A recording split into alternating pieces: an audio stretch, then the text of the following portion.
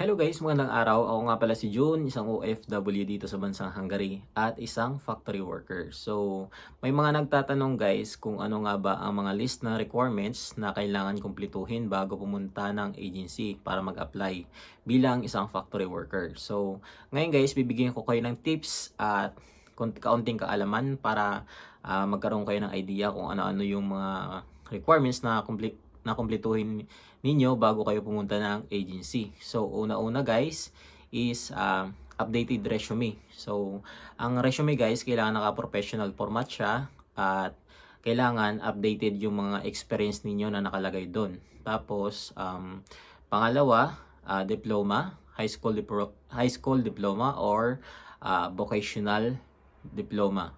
Tapos, tumatanggap din sila guys ng mga ALS graduate or ALS certified. So, dito sa bansa Hungary guys, hindi mo naman kailangan nakapag-college ka kasi hindi naman ganun kataas ang standard nila when it comes to employment. So, ang pangtatlo guys is PSA. So, PSA, kailangan wala din problema yung PSA mo. Kailangan kung ano nakalagay sa PSA mo, ganun din yung nakalagay doon sa passport mo para hindi tayo magkaroon ng problema sa embassy. So, ang pang-apat guys is PEOS, then e-registration, then certificate of employment na galing sa company or previous company na pinagtatrabahoan mo kasi doon nila malalaman guys kung talagang nagtatrabaho ka doon sa company na nakalagay sa inyong resume. So, kung walang certificate of employment or COE, wag na lang ilagay para hindi magka-problema. So, yung last natin guys is NBI. So, bago kayo pumunta ng agency, kailangan kumuha muna kayo ng NBI or kahit yung NBI ninyo guys, at least valid siya ng 3 months, pwede na yun. So, yun lang guys yung mga requirements na hiningi sa akin ng agency namin, which is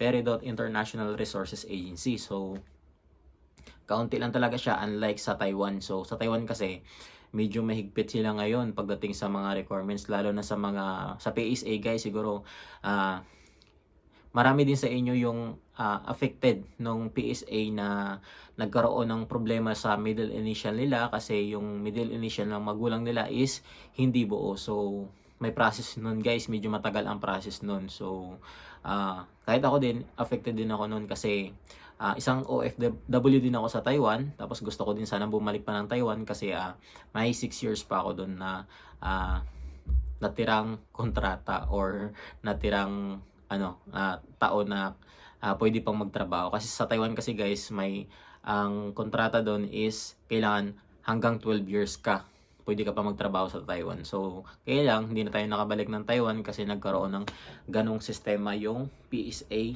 at sa embassy nila. So yun lang guys. Sana nakatulong itong video sa inyo. Paki-like and share itong videos natin para mas marami pa tayong mga kababayang matutulungan.